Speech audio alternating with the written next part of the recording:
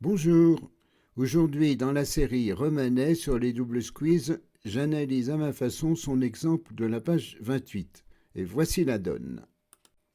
Sud joue 6 sans atout, sans intervention adverse. L'entame c'est la dame de cœur.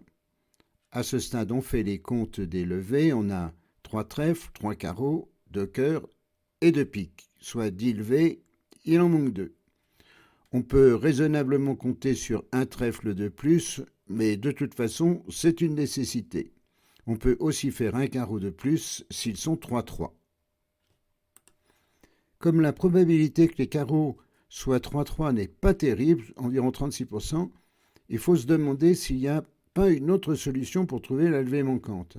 Et quand il manque une levée, il faut penser squeeze. Et qui dit squeeze dit réduction de compte. À ce stade, rien ne dit s'il y a un squeeze ou non. Mais comme de toute façon il faut encore donner un cœur, on le fait tout de suite en laissant passer l'entame. Ça coûte rien.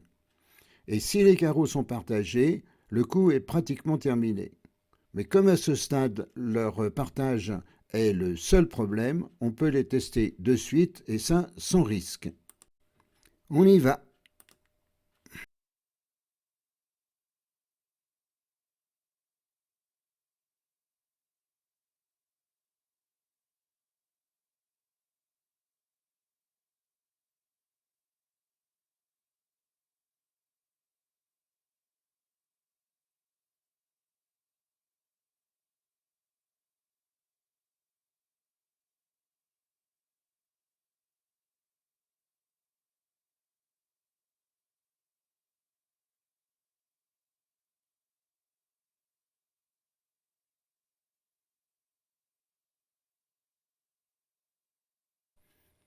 Les carreaux n'étant pas partagés, il faut chercher si un squeeze est possible. Est garde les carreaux et ouest les cœurs, très probablement. Un squeeze simple pique-cœur contre ouest ou pique-carreau contre est n'est pas possible du fait que les piques sont gardées des deux côtés. Par contre, on peut envisager un double squeeze avec pique comme couleur commune. Quelles sont les menaces? En sud, on a la menace droite, le 8 de carreau, et la menace gauche, le 8 de cœur. En nord, on a la menace commune, le 5 de pique. Et la squeezante est en sud, c'est le 7 de trèfle. Quel type de double squeeze a-t-on? On voit que la menace commune est accompagnée de 2 cartes maîtresses et qu'en face, il y a une carte non maîtresse dans la couleur commune. On a donc affaire à un double squeeze C2 selon ma terminologie. Comment est-ce qu'on joue un double squeeze C2? Avant de jouer la squeezante, on enlève d'abord toutes les cartes maîtresses droite et gauche, et ça dans l'ordre qu'on veut, mais en veillant à 3 choses. On ne doit pas enlever une carte maîtresse qui sert au squeeze proprement dit. Bon, on a de la chance, ce n'est pas le cas ici. 2. On doit se trouver pour finir du côté de la squeezante. Et 3. On ne joue pas de la couleur commune avant d'avoir joué la squeezante. Ça, c'est essentiel. Il n'y a plus de gagnante droite à enlever dans notre cas, mais il reste encore le roi de cœur, la gagnante gauche, qu'on doit enlever. Enfin, on enlève les trèfles. Sur la squeezante, il faudra juste surveiller le 10 de cœur en ouest et le valet de carreau en est. Et si aucune de ces deux cartes n'est défaussée, c'est que le 5 de pique est affranchi dès qu'on joue l'as et le roi. Et on y va.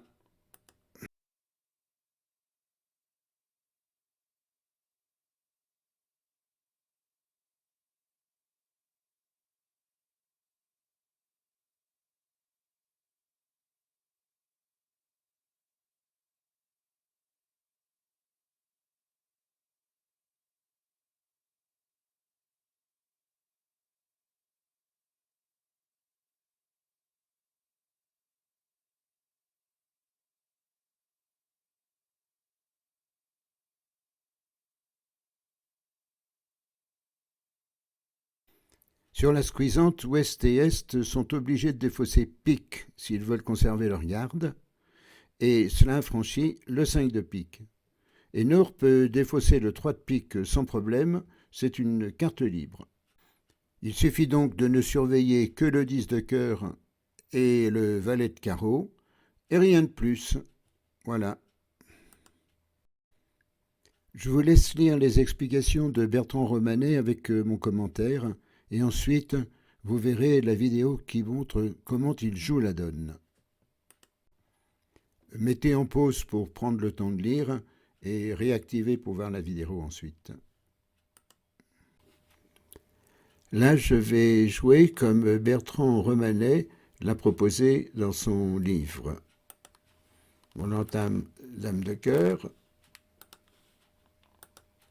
que Sud laisse passer, Ouest continue du 9 de cœur, que Sud prend de l'as. Sud va maintenant jouer 3 coups de trèfle.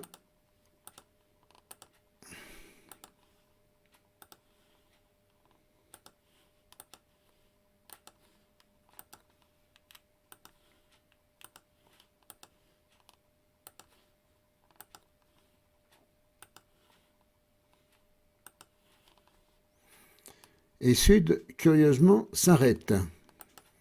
Pourquoi je dis curieusement ?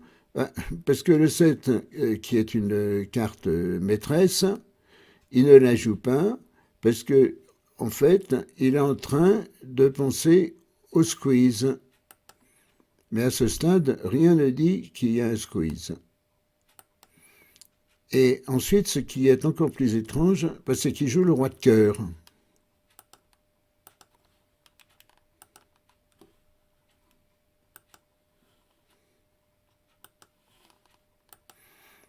Pourquoi étrange ? Parce que dans la réalité, si les carreaux sont 3-3 au départ, le coup est gagné. Donc on n'a pas besoin de faire tout ça. Ensuite, il joue carreau.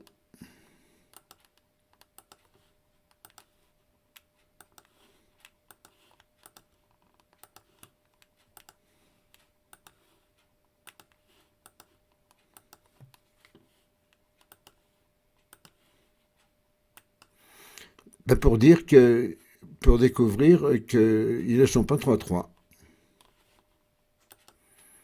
Mais il arrive à une position de squeeze avec le 7 de trèfle comme squeezante, le 8 de carreau comme menace droite et le 8 de cœur comme menace gauche. Le 5 de pique en or étant une menace commune. Donc là, il joue le 7 de trèfle. L'Ouest enlève un pique pour conserver sa garde à cœur. Et Est défausse lui aussi un pique pour conserver sa garde à carreau. Et maintenant, les 3 piques du bord sont maîtres. Qu'est-ce qu'on a fait de spécial pour jouer ce double squeeze C2 ? En fait, rien de bien difficile. D'abord, on a repéré que la menace commune était accompagnée de 2 cartes maîtresses, d'où le C2, et qu'en face, il y avait une carte non maîtresse dans la couleur commune. Ça, c'est ce qui caractérise un double squeeze C2. Ensuite, avant de jouer la squeezante, on a enlevé les gagnants de droite et gauche, et c'est tout, jusqu'à la squeezante. Et vous voyez qu'à aucun moment, on a eu à se poser la question de la distribution des mains à 4 cartes de la fin. Ça me semble assez facile. La seule difficulté de cette donne ne réside pas dans le double squeeze proprement dit, mais dans la question qu'on doit se poser dès qu'on a fait les comptes, c'est-à-dire que pourrait-on faire si les carreaux ne sont pas 3-3 ? Et ça conduit à envisager un squeeze et donc à laisser passer l'entame pour réduire le compte au cas où. Voilà, c'est fini. À bientôt pour la suite de la série Romanet.